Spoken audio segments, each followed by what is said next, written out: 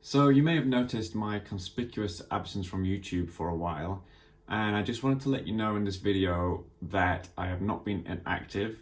In fact, for the last sort of 7 or 8 years, I've been recording a lot of really in-depth lessons and putting them on my website, joecrabtree.com.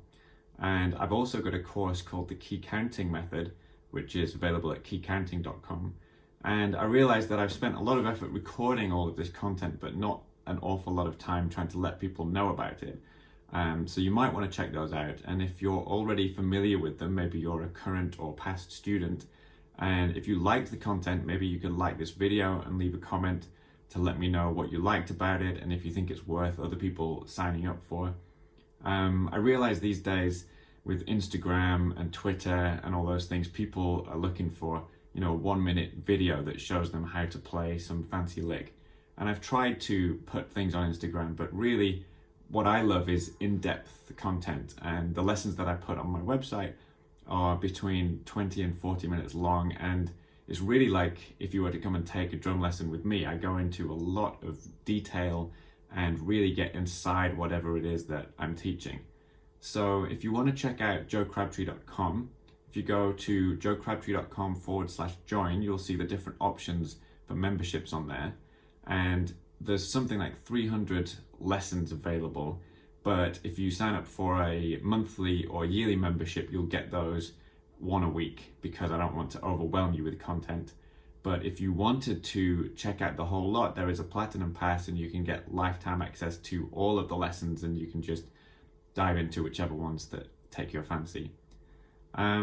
So that's what I've been doing. I've not been inactive. I've just not been putting so much content on YouTube. It's been in those other places.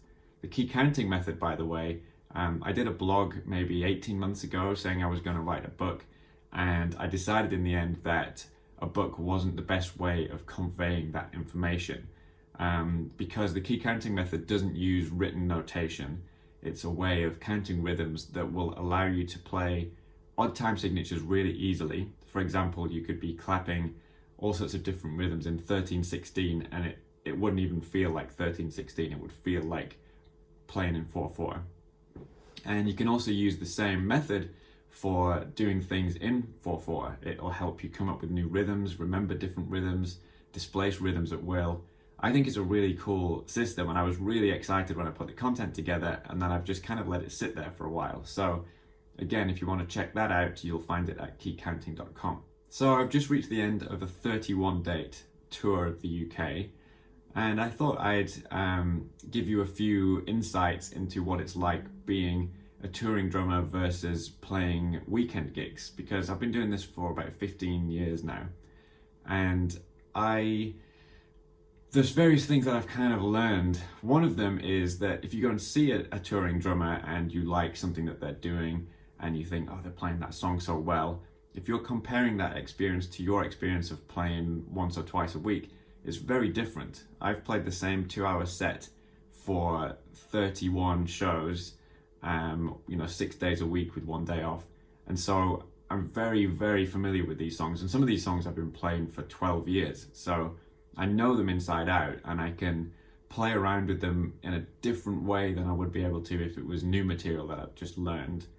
And also I can try different things out from night to night. So a go-to thing for me is if I have an idea for a fill or something, I might put it in, and if Bob the bass player turns around and gives me a smile, I know that he kind of likes it, and those ones will stay. And so over time I kind of acquire different fills and things for songs, because I'm kind of improvising every night in terms of fills, but I'm always looking for something that is really good and fits really well. And if I find one of those bass player smilers, then that will stay, and I'll gradually accumulate more and more of those over a tour. And the other thing that I've learned is I can have a good gig or a bad gig based on how well I felt I played. Did I go for things and didn't feel like they came off, or they did come off? Did I feel like I was grooving? Did I feel like I was playing nice and solidly? And some nights I feel like I played well, and other nights I feel like I didn't play well. And there's some nights where I've been like aching. I posted a video the other day about posture that has helped with that. But you know, sometimes by the end of the set, I'm not enjoying it very much because I'm kind of tired and I haven't felt like I've played a good gig. And yet I'll come off stage and audience members will come up and they'll say, "Oh, I've seen you on 6 gigs on this tour and you're getting better every night. And tonight was amazing. You look like you're having so much fun." So I realized I can be having a terrible gig and it can still come across well to the audience. And I can talk to Bob, the bass player, or Mark, guitarist, or Andy after the show, and I can ask them, how they thought it was. And they're all in their heads. They weren't paying attention to the drums. I would have to do something extremely off in order for anybody to notice. So the kind of level of detail that I'm thinking about my playing in is so different to everyone else's that I've realized I may as well just enjoy the gig and go for things and enjoy what I'm doing as much as I can and not get tied up in worrying about whether that snare hit was a little late or whether something isn't quite fitting. I like to think about those things because I think that helps you get better. But really, at the end of the day, it's about playing and having fun, and it's for the audience. They want to enjoy it. I remember going to see Rush, and I'm not particularly a Rush fan, but I went to see them in Toronto with a friend who was a massive Rush fan, and they had big screens up, and you could see Neil Peart's face on the screen, and for half the thing, and I didn't see him smile once. And I've read interviews where he says, he's concentrating so hard to play his parts, and he has to think about that, but as an audience member, I just thought I wanted to see him smile just one time, and it would have made a really big difference to me. So I just try and at least look like I'm having fun because people have paid money to come and see the band, and they don't want to go away feeling down because the drummer looked like a miserable bugger for the whole time. So there's some thoughts from the road. Hopefully you find them interesting. I'll try and post some things on YouTube, but it's less likely to be lessons because so much of my brain and what I know about drumming is on my website, joecrabtree.com. So like I say, check that out, see what you think, and leave comments if you are already familiar with it. Thanks for watching.